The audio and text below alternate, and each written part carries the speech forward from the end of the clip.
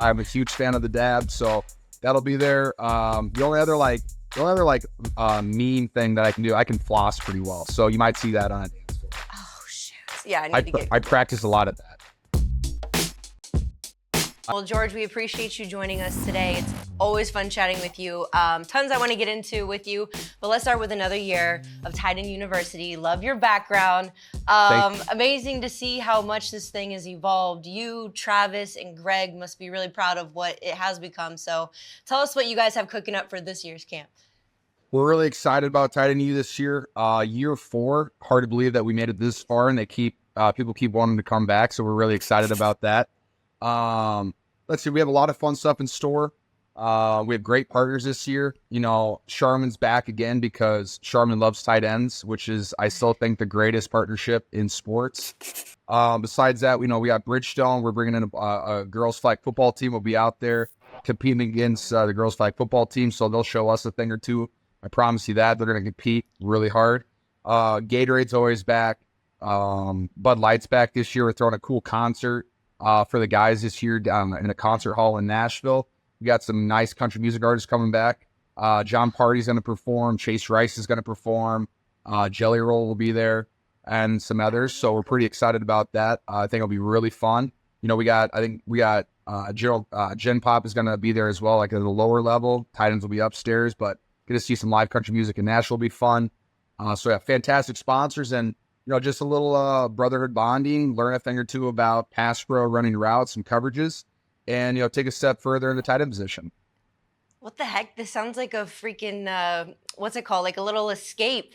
This sounds cool. You have concerts. Can normal people join, or you have to be a tight end? Well, the concert hall we're selling, there's like 750 tickets or something like that are available to go watch, and so hey, if you want to sneak in there, I know you definitely, if you just shot a text to, my friends over at Rubicon or my marketing team's putting this on, they'd probably get you a couple tickets, if you gave us a nice fluff piece about Titan U. Right. Or if you guys have Morgan Wallen, say less. I'm there. I wanted to, I know there's been a bunch of commotion a few months back when folks were kind of debating whether or not NBA players could easily switch over to playing in the NFL. So I personally think you guys should invite a bunch of NBA stars out to Titan University and see how well they stand up against the best. That's a good idea. I could do that someday, because I feel like most NBA guys, besides like point guards and stuff, would translate probably to tight end or wide receiver. I don't think a lot of them would like to run block and hit defensive ends, but there are some insane athletes out there in the NBA, and I'm assuming they could probably make a crossover at some point. If you just put them into a game, I think they would try. I think they would do well. Going through an entire training camp might be tough for them. I know. I talked to Greg a few weeks ago, and he said that like within a few months of training, that maybe there would be a decent amount of NBA players that could convert to playing football. So you think that's true? Maybe a little bit of training? Yeah, I mean, definitely. Being a football player is a grind every single day. Yeah. Like you're just going year round, and like you'd spend a lot of time in the weight room and stuff. You're got to spend a lot of time getting hit. And so that physicality of it is just a different type of physicality that's in the NBA. And so I think it'd be a grind for some guys, but at the same time, I think guys would, they would when you tell an athlete to do something, you give them enough opportunities at it, they're going to figure it out. And NBA players are pretty elite athletes.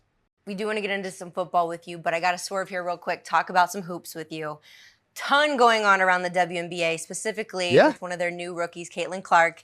And as an Iowa alum and an obvious fan of Clark's, what do you make of the way she's being treated right now early on? Because I know people love her, but when you see what's been going on in the WNBA, it's like, is there a line between rookie hazing versus the rest of the league just being jealous? I'm curious what your thoughts are on that.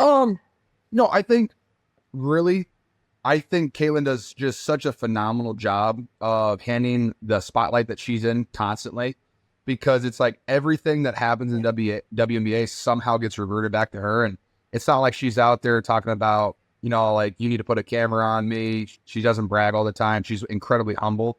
I think she's handling it the best she can. And I think, there's just, for some reason, such a controversy where every time there's like something about Caitlin Clark, and it's just great media clicks and stuff like that.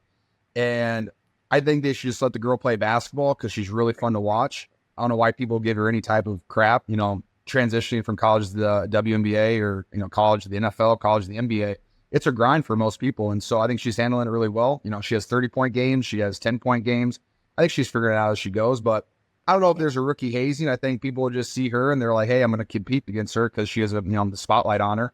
And I think that's fine. I think she's handling it well. And, the more she plays, the harder she's going to get to defend. And then you're just going to start seeing those 25, 35-point games consistently.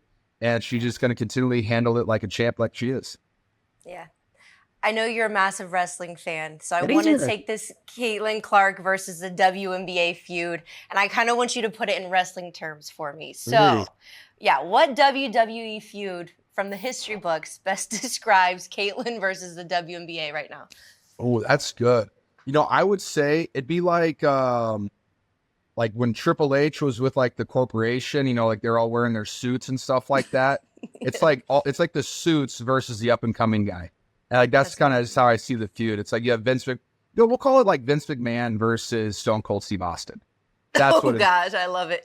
Yeah. I love that. I don't know if Caitlin's gonna come out there with like the beer truck yet, but at some point she'll pull up in one of those. Right, that's amazing. Switching to football, your teammate Christian McCaffrey just got an extension and he's getting married soon. So how excited are you for him? I'm pumped. I'm really, the extension's cool and all. He can buy me dinner later. I'm more just excited. I'm more excited for the wedding out there in Rhode Island. It's going to be a great time. Got some of the guys on the team going to be out there. So any excuse to celebrate Christian, which is, and you can do it almost every day. He's such a fantastic person and athlete. Really excited about that. But yeah, just pumped that he's on the team, extended, and he got paid what he deserved. I mean, he's responsible for like over a third of our offense, a third of our touchdowns. So I think a guy like that who does it all the right way, very humble, still the best, offensive player of the year. For the Niners to reward him like that, that's awesome, and we're all excited that he's going to be with us for longer. All right, be honest. How good are your dancing skills? Can you give me like a little preview of what you're going to do wedding day? The dab will never die as long as I'm. Oh my God, I was on the dab for years. The chokehold it had on me, I swear. It's phenomenal. I'm a huge fan of the dab, so that'll be there. The only other mean thing that I can do, I can floss pretty well, so you might see that on a dance floor. Oh shoot! Yeah, I need to get. I practice a lot of that. Do you? Interesting. All right. Finally, on C-Mac, I don't think I'm breaking any news here, but he'll be gracing the cover of the next Madden game. It's been 10 years since a running back was on the cover. Yeah. Last ones were AP, and shortly before that, Peyton Hillis. So, what's your plans to help him ward off the Madden curse? I think Christian's going to do enough of that. The way he takes care of his body and, his mindset every day, he'll be fine. Super stoked for him. I saw some rumors about that the other week, and I was like, hey, is this you? Didn't get a text back. So I was like, oh, it's obviously very smart, very smooth. So pumped for him. Like, what an awesome honor, be on the cover of Madden. Like, how cool, I used to play, what was Marshall Faulk? Is that 2003? So, like, I've been playing Madden for a long time, so excited for him to be on the cover of that. I don't know if he actually plays Madden, but, he'll probably I'm going to have him sign a few copies for me. I won't sell them. Hey, sports fans, if you want to see more conversations with athletes and stars, check out these videos right here and be sure to subscribe for more from USA Today Sports.